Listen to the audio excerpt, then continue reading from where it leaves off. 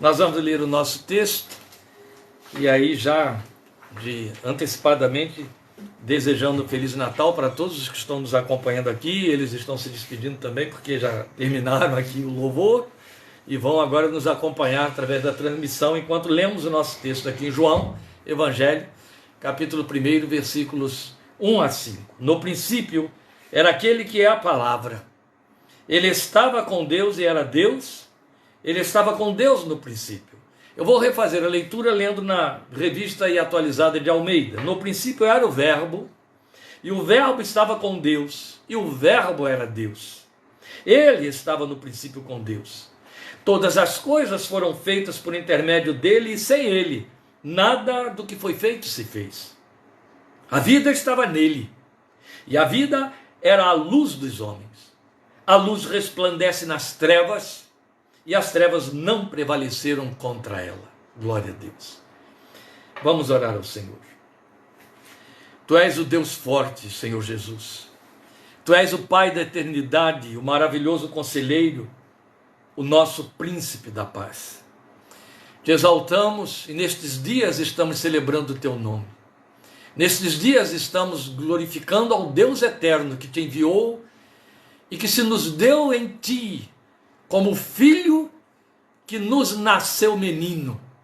E te glorificamos, porque esta é a palavra encarnada que nos salva, que nos redime, que nos torna eternos pelo meio do teu sangue. E que neste teu nascimento nos fizeste nascer como filhos de Deus e para Deus. Ó, segreda-nos estas coisas através da tua palavra. Dilata a sensibilidade do nosso coração para percebermos, para além da mera letra, a grandeza desta revelação que nenhum outro sistema, nenhuma outra confissão, nenhuma filosofia humana poderia conceber. Nada que poderia ser produzido, criado, pensado, elaborado pelos homens.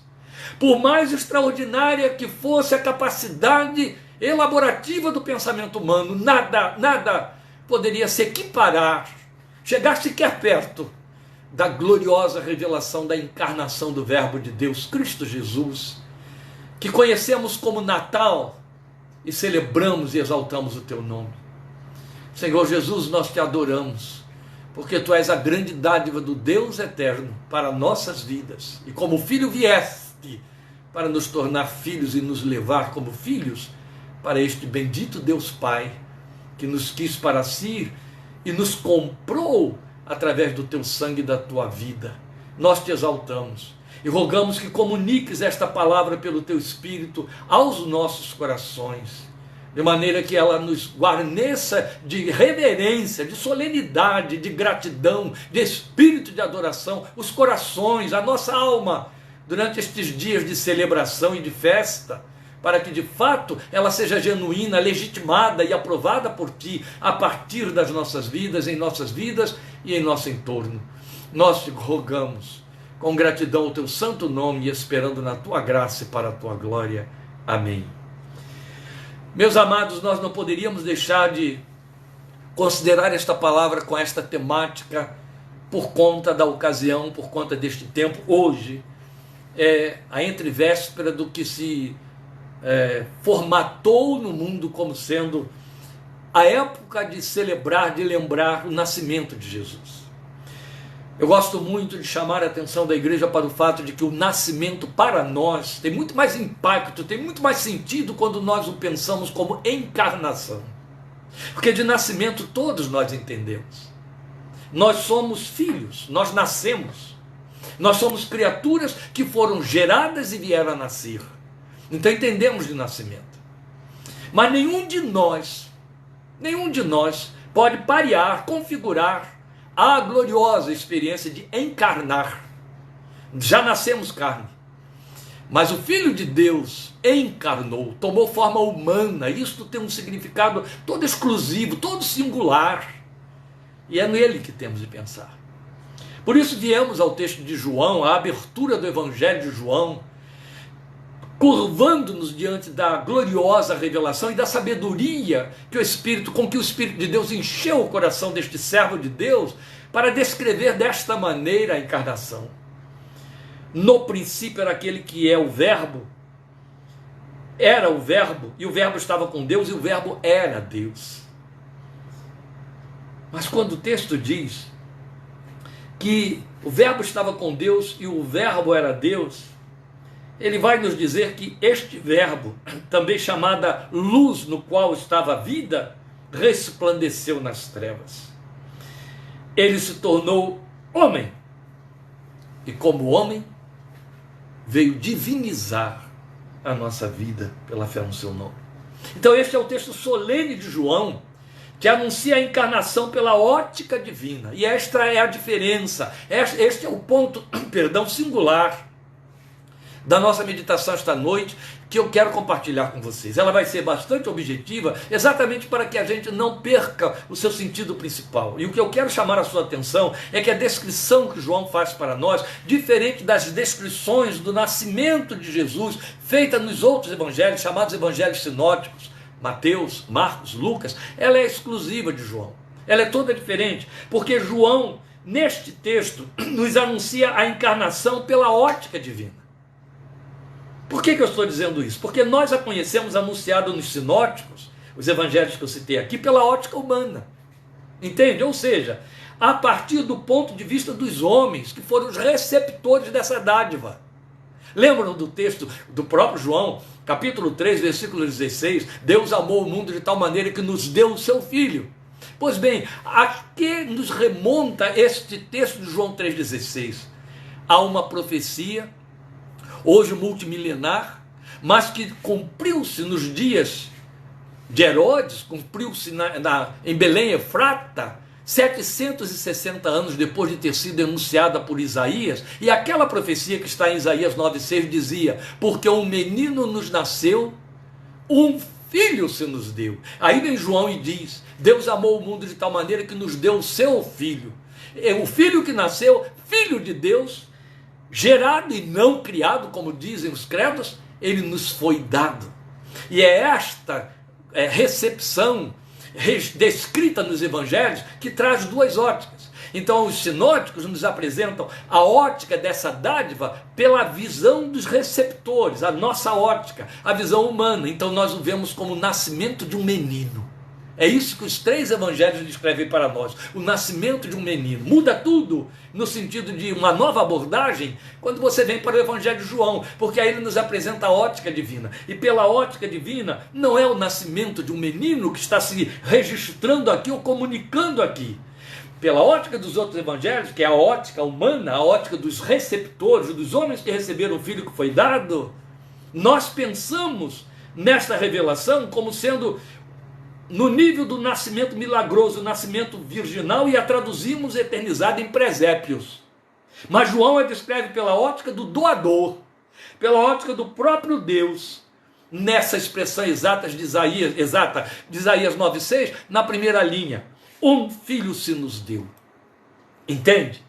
Nós a vemos na primeira linha da profecia: um menino nos nasceu. Por isso que celebramos, fazemos os presépios, celebramos nas cantatas, celebramos nas igrejas, fazemos corais, cantamos e cantamos. O menino nasceu, o menino Jesus, a noite do menino, a noite que foi festejada e comunicada pelos anjos. E é verdadeiro, é a ótica dos receptores. Mas João está indo por outro lado. João está indo pela ótica do doador. E o doador não o vê como menino que nasce. O doador o vê como filho que ele deu. Entende? Que já vem como filho. É esta a descrição de João. Então ele a vê na segunda linha de Isaías 9,6.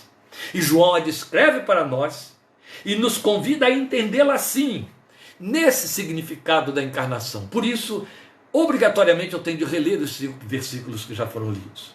No princípio era o Verbo, e o Verbo estava com Deus, e o Verbo era Deus. Percebe como é a ótica lá de cima, a ótica divina? Ele estava no princípio com Deus. Todas as coisas foram feitas por intermédio dele, e sem ele nada do que foi feito se fez. A vida estava nele, e a vida era a luz dos homens. A luz resplandece nas trevas, e as trevas não prevaleceram contra ela. Percebe como é sensível essa diferença de percepção, de observação? Esta é a ótica divina. Ele está vendo no Filho o Verbo que encarna. o verbo que toma forma humana, o verbo que vem resplandecer como luz para dissipar trevas. Nós recebemos a luz feita, nós recebemos como menino que nasce. Ele olha o menino que nasce e diz: é o meu filho, o verbo que toma forma humana, que se humaniza. Glória a Deus. Quem nos foi dado no menino que nasceu foi o filho. Daí essa diferença de linguagem de Isaías 9,6. O menino nos nasceu, um filho se nos deu. Os verbos mudam. Nasce menino, mas como filho é dado no menino. Então eu volto a dizer, quem nos foi dado no menino que nasceu foi o filho, o verbo que veio de dentro da eternidade por ser eterno. Veio como verbo, versado na forma de menino. Aleluia. E o texto o descreve como estando no princípio. Qual foi a primeira linha da anunciação de João? Ora, todos os estudiosos, todos os leitores das Escrituras, todos os comentaristas, especialmente do Evangelho de João, a uma, sabem e proclamam que João tomou como pano de fundo para descrever a encarnação do Filho de Deus, Gênesis capítulo 1, versículos 1 em diante. No princípio criou Deus os céus e a terra. João vai lá para aquele o princípio, e no princípio para dizer, no princípio era o verbo. E o verbo estava com Deus, e o verbo era Deus. Meus amados, há 3 informações fundamentalmente importantes para imprimir em nossas consciências espirituais a visão profunda do significado desta informação, desta encarnação do Filho de Deus. E estas 3 formas de ver a encarnação eu quero compartilhar com você. Elas estão aqui exatamente nesses 4 primeiros versículos, 5 primeiros versículos que nós lemos. Observe. João o descreve como estando no princípio. E diz que ele era o verbo que estava no princípio. Não foi o que você leu? No princípio era o verbo. E o verbo era Deus. E o verbo estava com Deus. Ele estava com Deus no princípio. É o que dizem os 2 primeiros versículos. Preste atenção nessa informação. O que João está comunicando para mim e para você a respeito da encarnação que chamamos Natal, do momento da encarnação que chamamos Natal, chamamos nascimento, João está nos comunicando que quem nasce é o verbo. Nasce porque toma forma humana. Nasce porque foi gerado dentro do ventre de Maria, ou melhor, foi gestado dentro do ventre de Maria para nascer homem, nascer ser humano, tomar forma de carne, se fazer gente. O que João está nos informando é que o verbo tem de estar no princípio sempre. Esta informação que João nos passa é impactante. Esta informação que João nos passa é totalmente diferenciada. Jesus viveu entre nós 33 anos.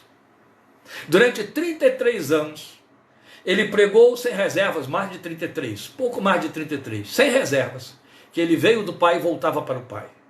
Foi apedrejado e por fim crucificado porque dizia que era igual a Deus. João abre sem reservas o seu evangelho, anunciando isso com todas as letras, poder e palavra. No princípio era o verbo. Aquele princípio de que todos nós estamos informados em Gênesis 1:1 está aqui de novo. No princípio era o verbo. Onde é que ele põe o verbo? O verbo Jesus, o encarnado, estava no princípio. Esta é a razão porque nós estamos afirmando que João está dizendo para nós que o verbo tem de sempre estar no princípio. Quando ele começa o seu evangelho dizendo no princípio era o verbo, e o verbo estava com Deus no princípio, é como ele encerra no versículo 2, ele está nos passando uma informação sumamente importante para a vida dos receptores do verbo. E esta informação é de que o verbo que estava no princípio tem de sempre estar no princípio. Ora, o que isto significa minimamente para mim e para você? O que significa o verbo sempre ter que estar no princípio? Significa minimamente que o verbo se torna o próprio princípio. Ele desenvolveu essa ideia quando ele diz assim: todas as coisas foram feitas por intermédio dele, sem ele nada do que existe teria sido feito, e sem ele nada do que foi feito seria feito, como diz a outra versão. Então eu volto à carga. Ele tem de se tornar o próprio princípio. Ele só fica no princípio quando ele se torna o próprio princípio. Que linguagem é esta? Bem, se você traduzir princípio como sendo um advérbio de tempo, você vai estabelecê-lo nesta condição reduzida, apequenada, tempo, uma época. Mas quando você percebe que esse tempo se dilata para falar de meio, para ir para além do significado de tempo e assumir o lugar de meio, tudo muda. Você sabe muito bem quando é que se trabalha com a ideia de princípio como meio. O que é o princípio como meio? O princípio como meio é a via pela qual, ou por conta da qual, nós decidimos, realizamos, pensamos. Cada um de nós pretende ter o seu próprio princípio de existência, seu próprio princípio de vida, que chamamos de nossas tendências, nossa idiosincrasia, o American Way of Life, como querem os americanos, nossa maneira de viver e de ser, nosso caminho, a forma de traçar a nossa vida, a estrutura da vida. Decidimos que por herança, tradição, aprendizagem, nós temos os nossos próprios critérios, em cima deles imprimimos o nosso caráter.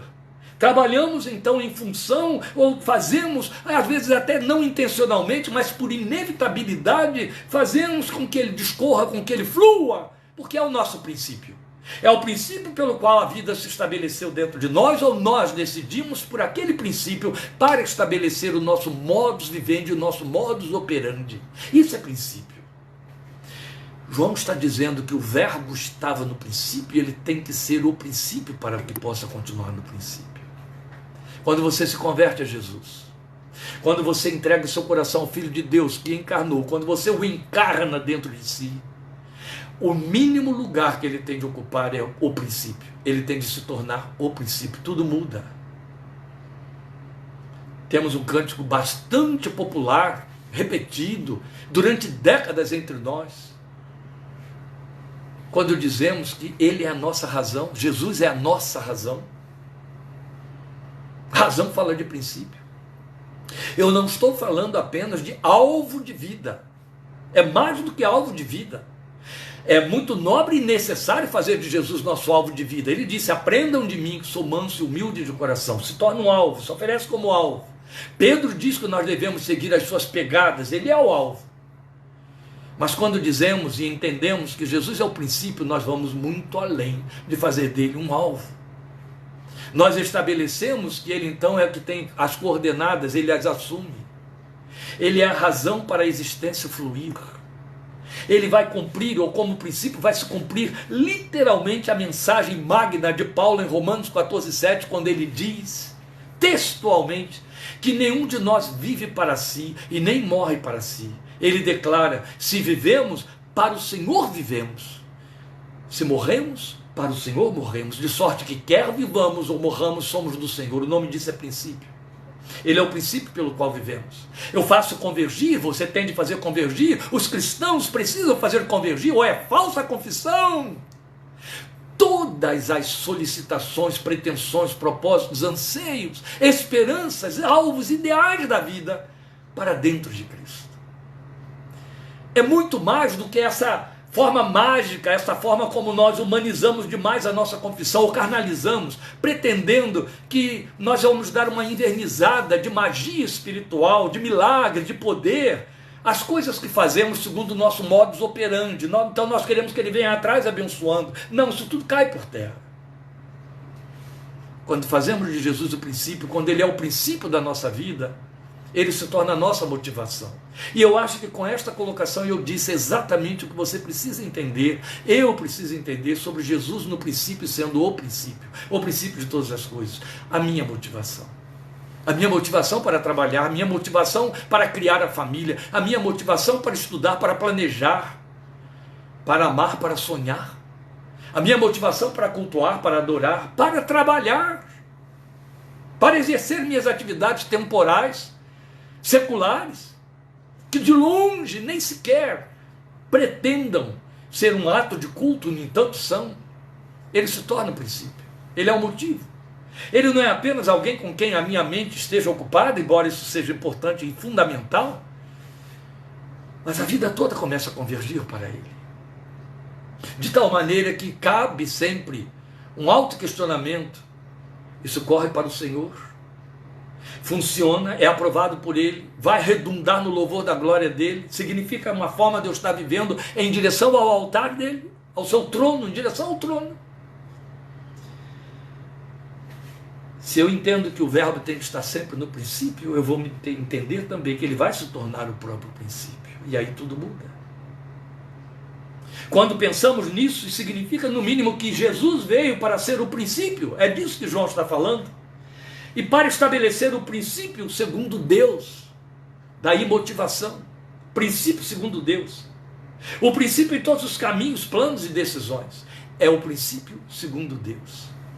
Então não é mais o princípio segundo ardores políticos, não é mais o princípio segundo filosofias inspiradoras, não é mais o princípio segundo ícones da nossa sociedade ou da história passada, nem mesmo o princípio segundo a tradição recebida dos pais. Não. É o princípio que é revelado nas Escrituras e que eu introjeto, que eu literalmente encarno. E aí, a encarnação do Verbo assume a sua expressão total. Encarnado em mim, não só para mim. Amém? Depois nós temos a informação de João, aqui nessa abertura, nesse prólogo, de que o Verbo no princípio é Deus. Isso que ele está dizendo aqui. Ele estava com Deus, depois de falar que era no princípio, e era Deus. Ele estava com Deus no princípio, mas antes de fechar dizendo ele estava com Deus no princípio, ele afirma categoricamente, e era Deus. O Verbo no princípio é Deus. Que diferença isso faz? Mudou alguma coisa de dizer que ele é o princípio? Mudou um pouquinho. Mudou sim, mudou. Porque pensar no fato de que o Verbo no princípio é Deus, e para ser Deus ele tem de estar no princípio e tem de ser o princípio. Você concorda comigo? Que se ele deixa de ser o meu princípio, se ele não está no princípio, eu o tirei do seu lugar. O único que lhe cabe, o único que ele tem, aquele que disse a minha glória não daria a outrem. Então se ele está no princípio, ele é Deus. Se eu o mantenho como princípio, eu o reconheço e confesso como Deus, eu o assumo como Deus. E que diferença faz saber que o Verbo do princípio é Deus? Se o Verbo no princípio é Deus, então ele faz. Ele se torna causa. Foi o que você leu aqui.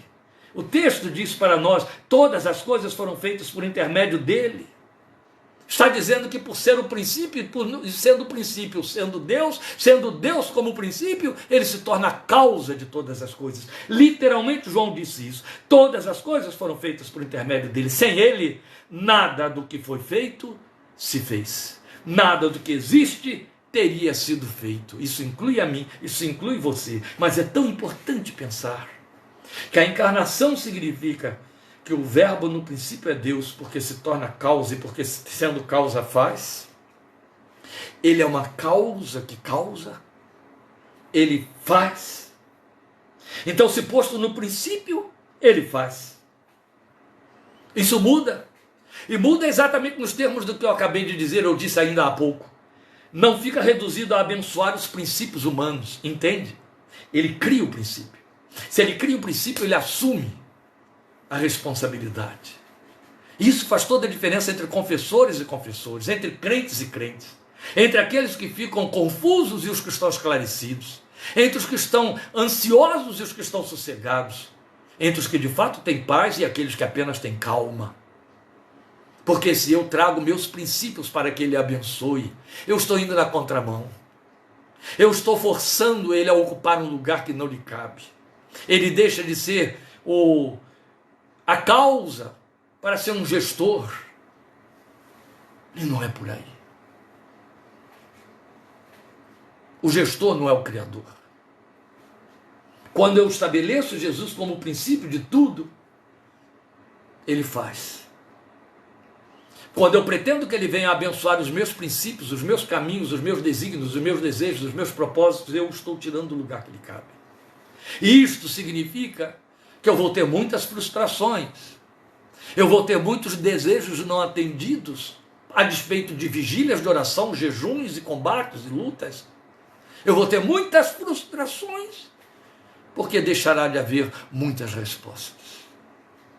É muito importante quando você entende isso, à luz de Romanos capítulo 8 também, quando Paulo diz que o Espírito que está em nós intercede por nós até com gemidos inexprimíveis, depois dele ter dito aos coríntios que Deus entende a mente do Espírito e que ele ora de acordo com a vontade de Deus. Então, quando eu apenas cumpro o princípio que Deus estabeleceu dentro de mim para que ocorra, isso significa, na linguagem de Paulo em Colossenses, que eu estou no centro da vontade de Deus, tudo flui. Deus não tem que dar jeitinhos, não tem que fazer retornos, curvas, para que as coisas aconteçam. Ele está comprometido com o seu próprio, a sua santidade, a sua justiça, a sua certeza. O seu poder está comprometido com a sua santidade. A sua vontade é boa, agradável e perfeita, então ele pode cumpri-la na minha vida. Ele pode cumpri-la na sua vida, porque ele está no princípio. Como ele está no princípio, ele faz as coisas acontecerem de acordo com a sua vontade, ele as cria. Ele chama a existência as coisas que não são como se já fossem, então ele as cria. Onde não existe, ele faz existir. Onde nunca se pretendeu que houvesse, ele faz haver. Porque ele é o princípio. E porque ele é o princípio, ele torna as coisas possíveis para que esse princípio se realize. O verbo no princípio é Deus. Em último lugar, porque eu disse que esta é uma meditação bastante objetiva e eu não quero dilatá-la para que você fique com a síntese dela, que eu já até andei enviando agora para alguns dos nossos seguidores que se correspondem diretamente conosco.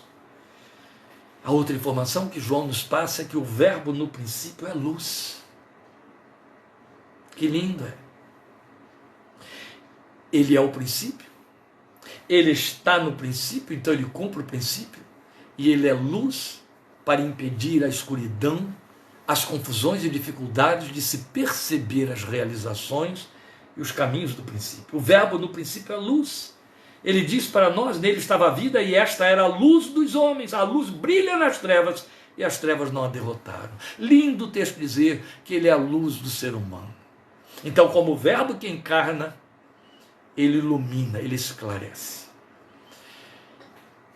Luz é um substrato, é um construto que nós absorvemos com respeito à questão do Natal, do nascimento, de tal maneira que nós figuramos. Você não pode pensar em nenhum lugar do Ocidente falando em Natal sem luz, sem brilho.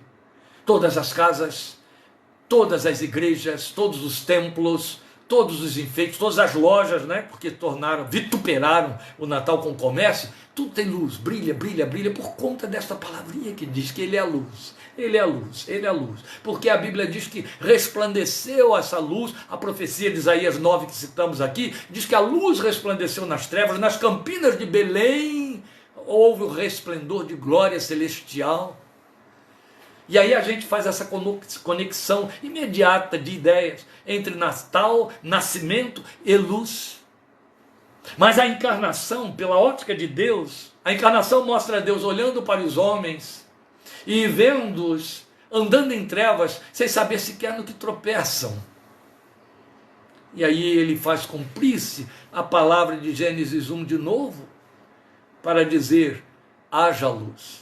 Oh, meus irmãos, o paralelo é irresistível. Na criação de todas as coisas, em Gênesis 1 está dizendo, a palavra de Deus está dizendo para nós, que no princípio Deus criou os céus e a terra era sem forma e vazia, e a primeira coisa que Deus fez para dar um ponto final nesse problema, a terra sem forma e vazia, e havia trevas sobre a face do abismo, o texto diz no versículo 2 de Gênesis 1, foi declarar, haja luz. E houve luz, o texto diz, aí está o Filho de Deus.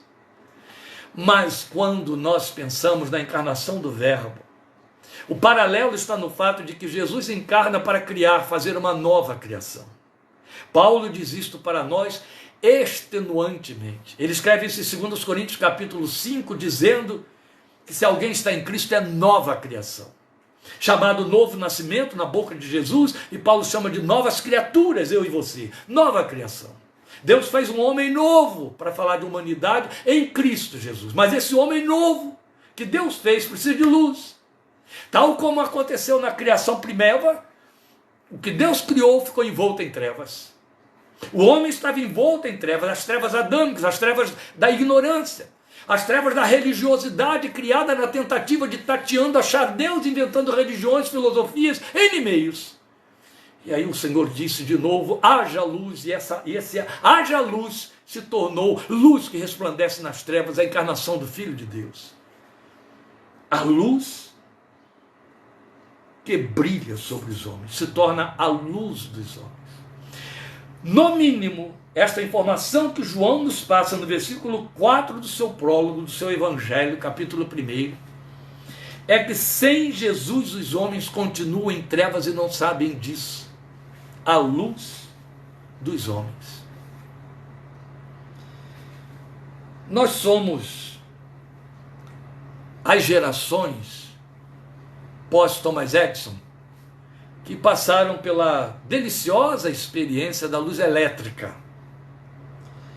Então a luz elétrica fez um divisor de águas entre as luzes produzidas por combustão.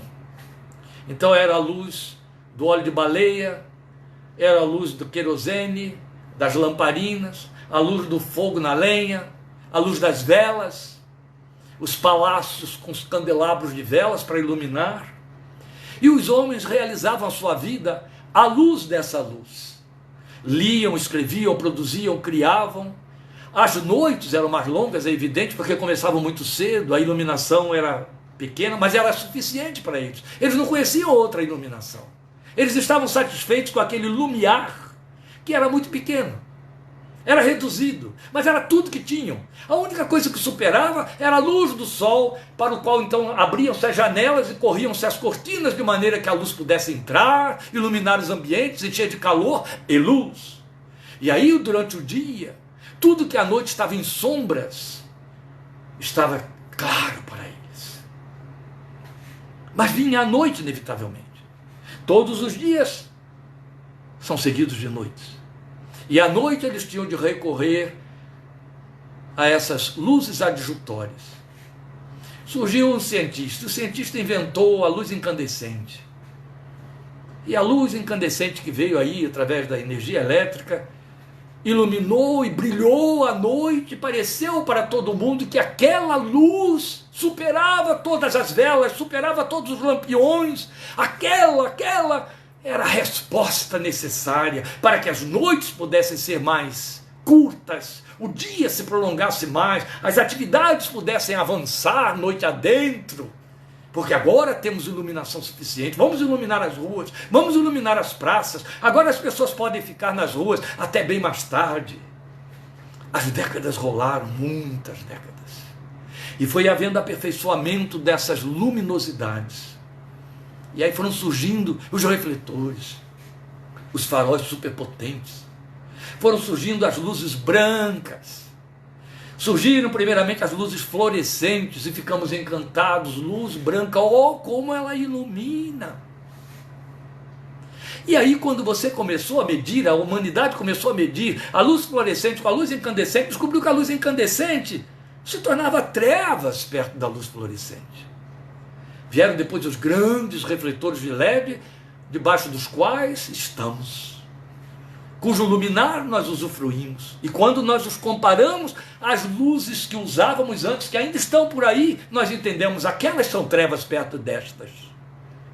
Os homens andam em trevas e pensam que estão iluminados. Iluminados por seus pensamentos, por suas vontades, pelas políticas, iluminados pelas filosofias, pelas religiões. Acham que tem luz, e porque acham que tem luz, acham que tem liberdade para avançar e tocar a vida. Mas a palavra de Deus diz que este mundo é tenebroso, e que sem Cristo, que é a luz dos homens, os homens andam em trevas. Pois é exatamente esta a diferença que tem de acontecer no coração do crente onde ele encarnou. Se Jesus é absorvido dentro de mim como o verbo que se encarnou e é luz, ou as trevas desistem desta luz, e aí, uma vez que eu entendo o que é estar iluminado, eu sei a grande diferença agora entre luz e trevas. Entende? O texto está dizendo para nós que o verbo no princípio é luz, então ele apaga as trevas. Se posto no princípio, ele faz. Mas se ele é luz, ele faz com que as trevas desistam dele e desistam diante dele. E é evidente que a gente reduz a ideia de trevas, ou para não falar reduzir, a gente condiciona, melhor dizendo, a ideia de trevas à operação maligna. Claro, o diabo é trevas. Mas quando a Bíblia fala de trevas, não está com exclusividade falando de poderes malignos, ainda que eles estejam incluídos aí. Há as trevas do pecado, há as trevas da política humana. Quando eu falo política, eu estou falando de polis, cidade, entende? Da civilização humana. A civilização humana está em trevas. Se ela não navegasse em trevas, não haveria erros que se transformam em guerras, destruição, morte, sangue, fome, peste. Entende? Quando o Filho de Deus vem como luz, a primeira coisa que gera no coração daquele que o absorve é ver as trevas. Eu quero que você absorva isso para podermos fechar esse pensamento. Quando esta luz resplandece, e aí na linguagem de João, a luz brilha nas trevas e as trevas não a derrotaram, não a compreenderam, desistiram dela. Aquele que está com a luz nele habitando e que se torna luz, tem noção real de trevas. Sabe o que são trevas, onde elas estão e o que acontece nas trevas. Tudo que está fora da luz é trevas. Guarde isto também. Mas o verbo no princípio é luz. Ele apaga as trevas e elas desistem dele ou diante dele. Meu amado irmão, minha irmã, esta é a nossa curta meditação pela qual eu desejo a você o Natal bíblico, o Natal revelado, o Natal revelacional, o Natal divino, pela ótica divina. Celebre, cante, glorifique a Deus, ore, grato, porque nesta data lembramos o nascimento virginal do Filho de Deus. Mas lembre que pela ótica de Deus, quem nasceu foi seu filho. Que isso representou uma doação. Esse filho toma a forma de carne, encarna como homem, mas sendo luz. E ao mesmo tempo que ele é luz, ele diz: vocês também serão luz. Façam resplandecer a luz de vocês. Ele encarna revelando: eu estava no princípio, e porque eu estava no princípio eu realizei todas as coisas, para dizer a você: me faça ser o princípio. Lembre-se, a revelação escrita de Deus termina em Apocalipse declarando exatamente que Jesus é o primeiro e o último, princípio e fim. Se ele for o princípio, ele fará o fim.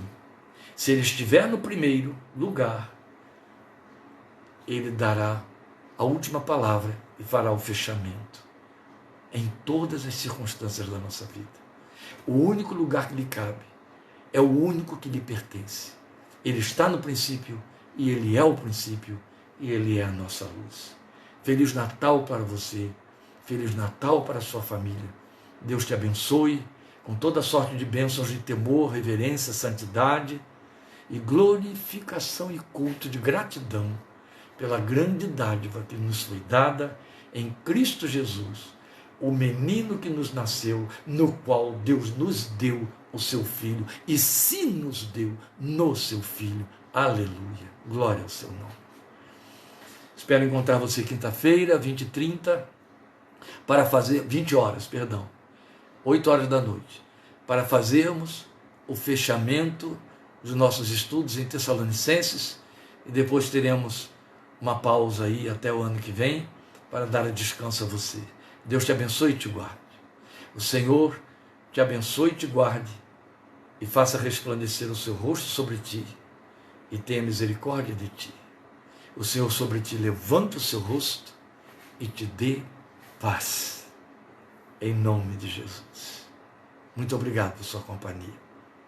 Deus te abençoe. Amém.